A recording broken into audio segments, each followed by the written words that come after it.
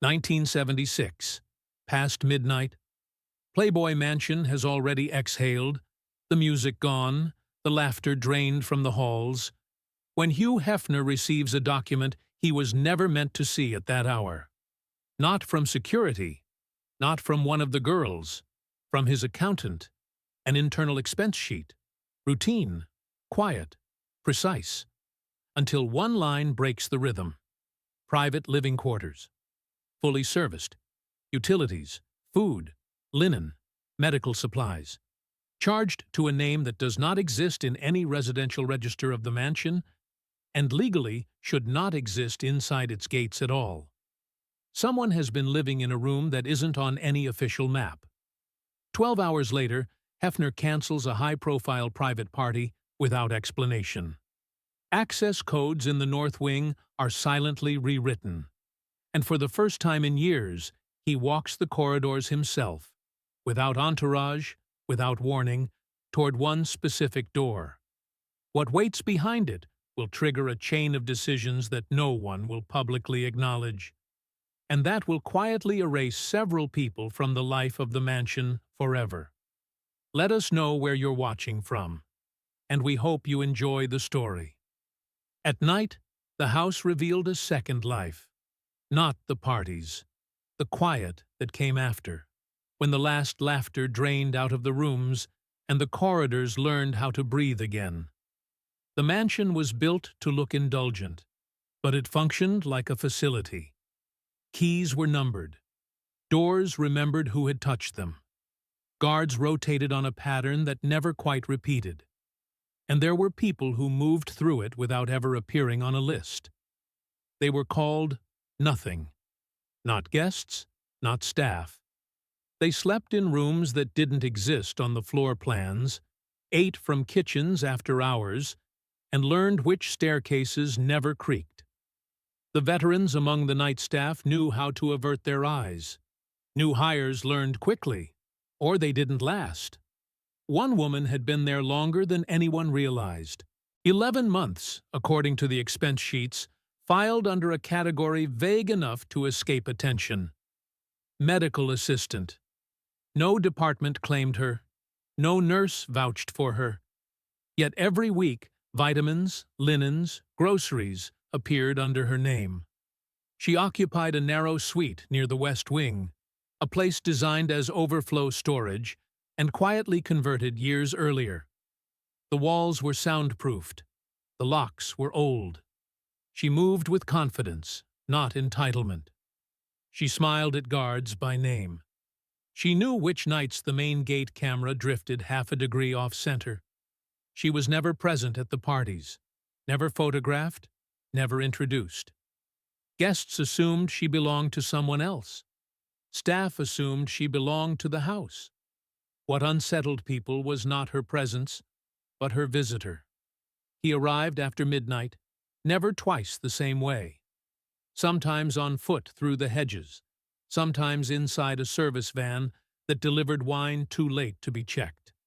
His face appeared on no security roster because it had been removed years earlier. A lifetime ban, signed in thick black ink, following an internal collapse no one discussed out loud. His name was still spoken carefully, like a crack in glass. Yet he walked the night corridors as if time had paused for him. He knew the angles, the blind spots, the shortcuts behind the library shelves. Guards saw him and looked past him, not from fear, out of habit. Systems teach people what not to notice. From his bedroom, the owner of the house watched the lights change. He rarely slept before dawn. Insomnia sharpened his hearing. He could tell which elevator was moving by the hum alone. He knew when the rhythm of the mansion was off. That week, it was off every night. He didn't confront anyone. He didn't summon security. He studied the internal logs himself, cross-referencing names with expenses, schedules with silences. The woman's file was thin, too thin. The ban on the man was absolute, too absolute to be ignored. At 3 in the morning, The house held its breath. Somewhere between the west wing and the garage, a door opened that shouldn't have. A visitor passed through a place designed for no one. The mansion kept its secrets because it was built to. But secrets only worked when everyone agreed on what was real. And for the first time in years, there were people living inside the walls who existed entirely by permission, and had begun to forget who granted it. By the time his name resurfaced, it no longer belonged to a man. It belonged to a risk. Years earlier, he had been everywhere, quietly indispensable, impeccably dressed, trusted with numbers no one else was allowed to see. He didn't raise his voice. He didn't drink too much. He fixed problems before they were noticed and learned the structure of the empire from the inside out. When the internal audit began, it was framed as routine. When it ended, his badge stopped working. His phone calls went unanswered. The decision came down without drama. Permanent exclusion. No appeal. No explanation offered beyond a single word spoken behind closed doors. Misappropriation. What mattered wasn't what he took. It was how he thought. The lifetime ban was personal, not symbolic. He was erased from access lists, memory boards, informal maps of influence. Even celebrities with bruised egos had been let back in over the years. He wasn't. His understanding of the mansion made him dangerous in a way apologies couldn't fix. And yet, he had returned. Not openly, not defiantly, but surgically. He had been the one, years ago, to suggest a workaround during an expansion phase. Temporary occupants without paper trails. Flexibility, he'd called it. A way to host people who needed discretion. No contracts, no payroll, no questions. It had saved time, money, headaches. It had also created a blind spot. Now that blind spot had a pulse. The woman was not a mistake. She was placement. Intelligent, observant, emotionally precise. She never asked for favors. She offered presence. She listened without recording devices, without notes, without appearing to listen at all. Guests talked because the room felt safe, because she felt harmless, because she belonged. Through her, he re-entered the ecosystem. He used the kitchens, the cars, the security rhythms. He borrowed the mansion's credibility the way one borrows a uniform. Meetings happened in her rooms, not business meetings, but conversations that slid there naturally, away from noise and expectation. Names were exchanged, grievances voiced, understandings formed. The danger wasn't the affair. It was the infrastructure. What they were building had weight. Access to guests meant access to patterns. Patterns meant leverage. And leverage didn't need headlines to work. It needed timing. The realization arrived slowly, then all at once. This wasn't a betrayal of trust. It was an occupation. The house was being used to broker quiet influence, to move information under the cover of intimacy. Not extortion yet. Not blackmail. Preparation. From his bedroom, the owner stared at the ceiling and counted the costs he couldn't list. Reputation, privacy, control. The mansion had always been a stage, but it was becoming a market. For the first time, he understood that the woman wasn't hiding. She was operating. And the man he'd banned wasn't sneaking back in. He was running something. The instinct to confront was immediate and useless. He felt it rise the way it always had, the urge to summon, expose, end it in one decisive motion. That instinct had built his reputation. It had also ruined men who moved too quickly. This time, he let it pass. Instead, he made a decision that unsettled even him. No expulsions, no locked doors, no raised voices. He instructed security to observe, not intervene. Logs were adjusted, not tightened. Access remained unchanged. To anyone watching, Nothing had shifted. Inside, everything had. The order was precise. Watch the woman's door, not the woman. Track movement patterns, not conversations. Count visits, not names. He wanted structure, not drama. He wanted to know what moved through his house without touching it. The results came slowly, like a photograph developing. Men arrived who had no reason to be there that late. They didn't bring entourages. They didn't drink. They stayed under an hour and left looking lighter, as if something had been transferred. Envelopes appeared and disappeared without hands ever being seen. Briefcases passed through the West Wing and never returned. Introductions happened without greetings, agreements without signatures. What formed was not a conspiracy. It was a circuit. The woman's rooms became a corridor of their own. Not a destination, but a passage. People entered guarded and exited aligned. She never spoke during these meetings. She didn't have to. Her value was the space she created. Quiet, unthreatening, anchored inside a house that promised discretion by reputation alone. The man moved carefully, always a half step behind. He never led. He connected. He didn't pressure anyone. He offered context, access, continuity. The mansion did the rest. Within weeks, it became clear there was a second center of gravity operating under the same roof. One that didn't answer to him. Staff felt it without understanding it, the way decisions seemed to echo elsewhere before being made. The way certain guests no longer asked permission for things they'd once requested. For the first time in decades, he wasn't the final filter. The feeling surprised him. Not fear, something colder. A recognition of vulnerability he had spent a lifetime engineering out of his world.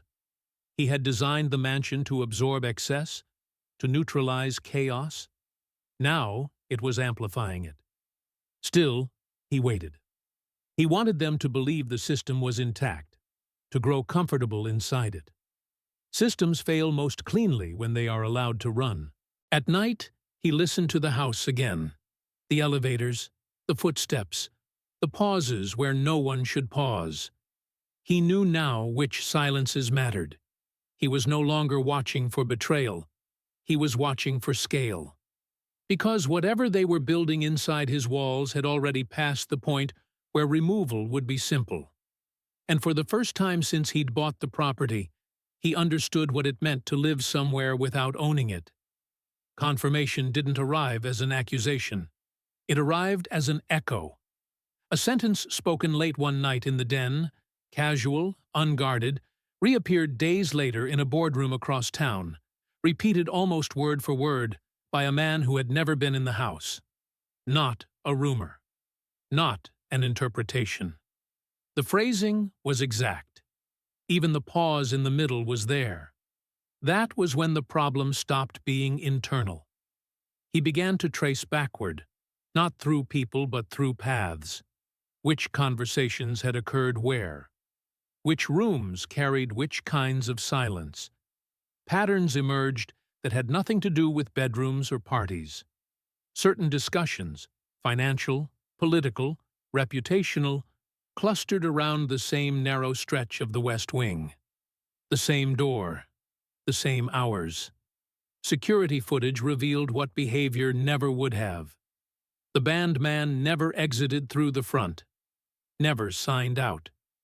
He slipped into a service corridor built decades earlier to move linens and liquor unseen. It led to an old garage no longer used for cars. There, he made his calls. There, he met intermediaries who didn't belong to the house at all. He never touched the mansion's phones. Not once. Everything he carried in came back out with him. The scale widened. Names surfaced in places they shouldn't have. Private negotiations preempted. Positions adjusted before discussions were finished. People were reacting to information they had no right to possess. Some didn't even realize they'd been overheard. They simply assumed coincidence. Or luck. It wasn't. The woman was the constant. She didn't gather documents, she gathered trust. Guests spoke to her because she felt neutral, because she wasn't important enough to matter. She laughed at the right moments, asked questions that felt personal, but landed strategically. She remembered details people forgot they'd shared. They talked because she was inside the mansion. And being inside had always meant safety. Watching the footage, he understood the precision of it. She guided conversations toward moments of candor, then let silence do the work.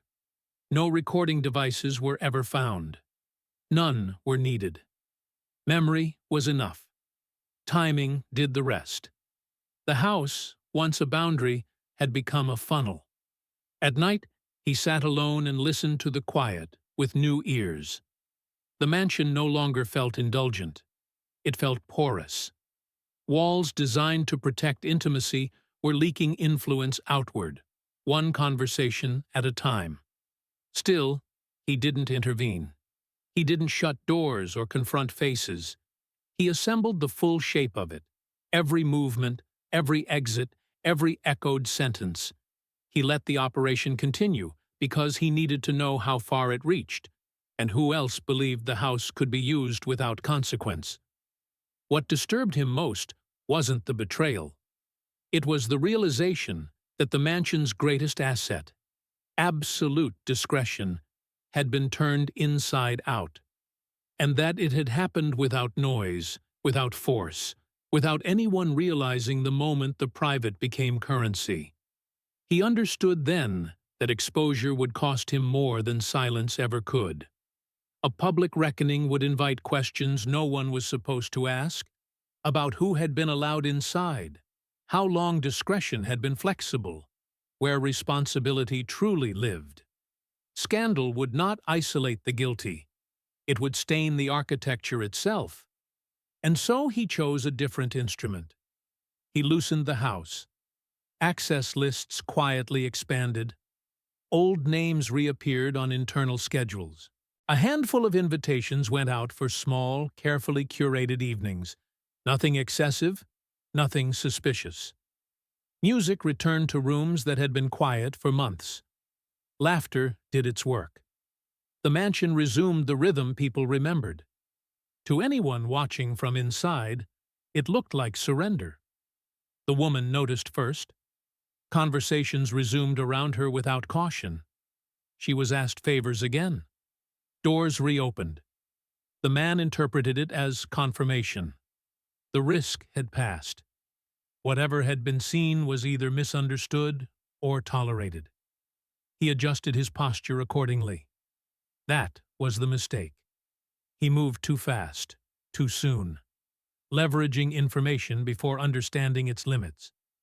He approached one guest privately, framing the exchange as concern rather than pressure.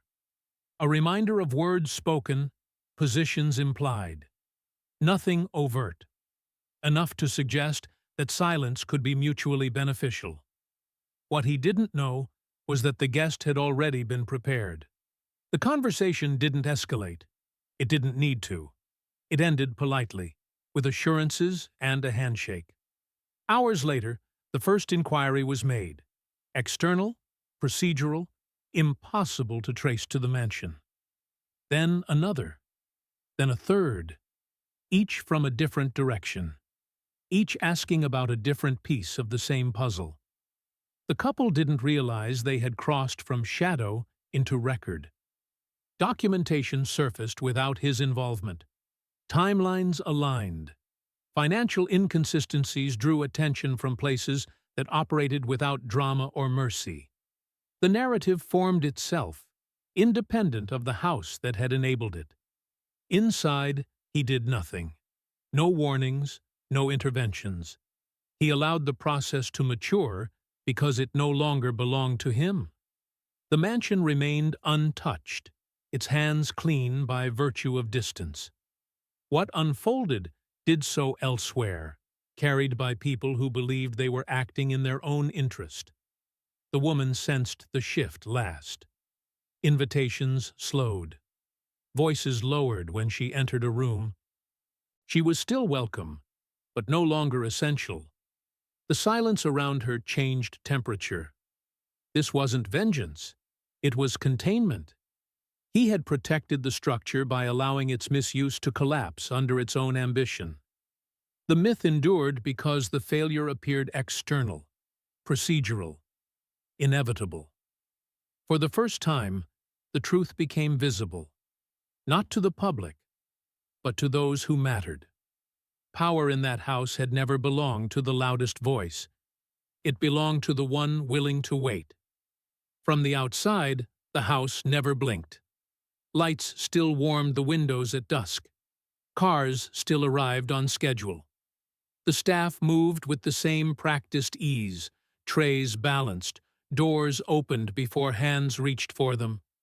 Nothing about the mansion suggested rupture. That was intentional. Stability was part of the illusion, and the illusion held. Inside, 2 lives were being dismantled without ceremony. The man felt it first in the margins. Accounts frozen without explanation. Meetings cancelled by assistants who sounded apologetic but distant. Phone calls returned hours later, if at all. The network he had relied on began to close ranks, not against him, but away from him. Risk migrates quickly. He became a liability faster than he understood why. None of it traced back to the house. That was the brilliance of it.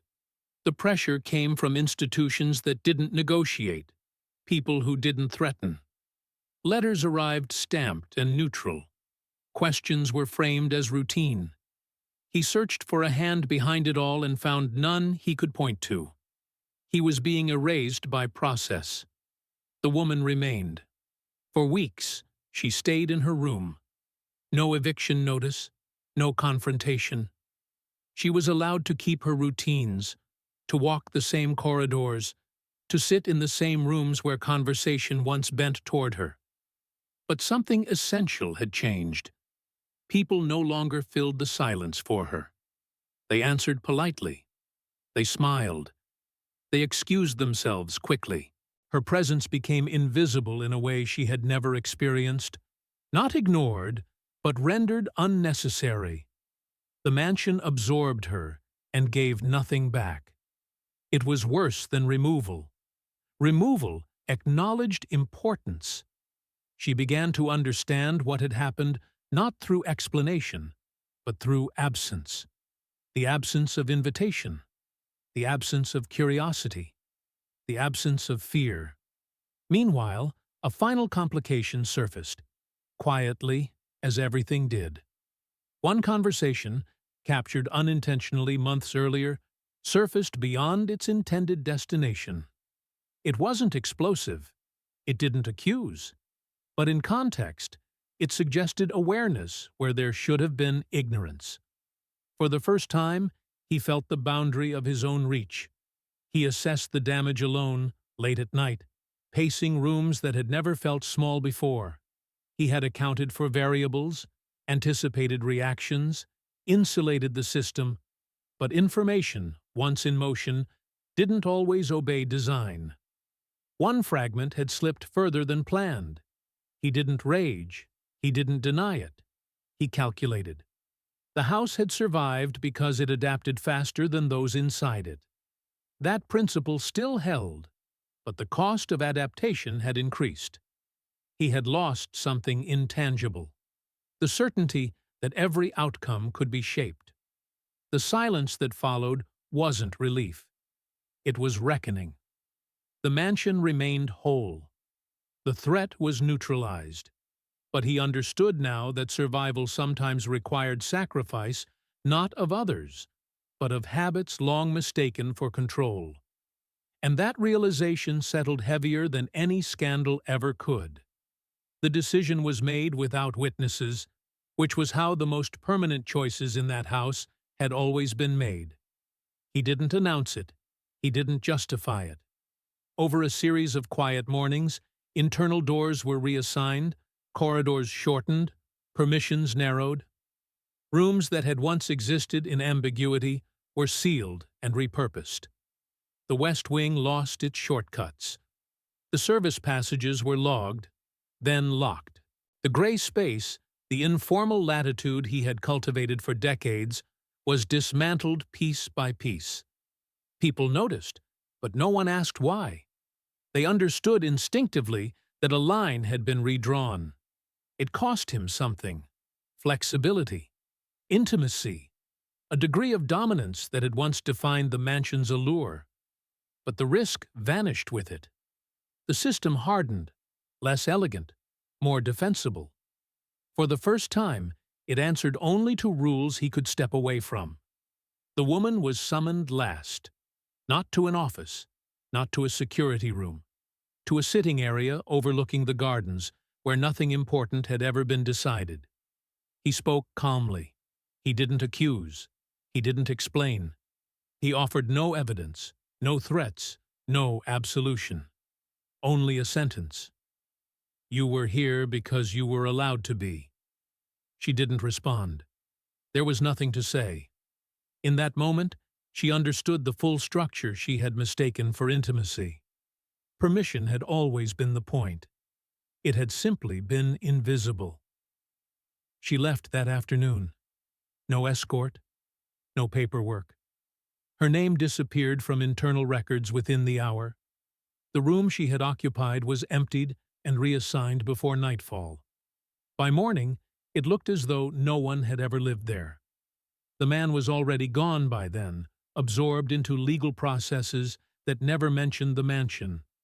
His collapse played out in offices far from the house, stripped of context, reduced to case numbers and signatures. No one connected the dots. No one needed to. Years passed. Memoirs were written. Interviews given. The mansion's mythology thickened with repetition. Names were recalled, rivalries revisited, scandals polished into anecdotes. But two figures never surfaced. Not as footnotes, not as rumors, not even as cautionary tales. They had been erased, not punished. That was the difference. In the quiet after the story ended, what remained wasn't triumph. It was clarity. He had learned where his power truly ended, and where it had always been strongest. Not in spectacle, not in indulgence, but in restraint. The house survived because it changed, and the man who owned it survived because he understood what had to be cut away to keep it standing. There was no moral to draw from it, no justice to celebrate, only a system that endured. And the knowledge that the most absolute control is the kind that never needs to announce itself.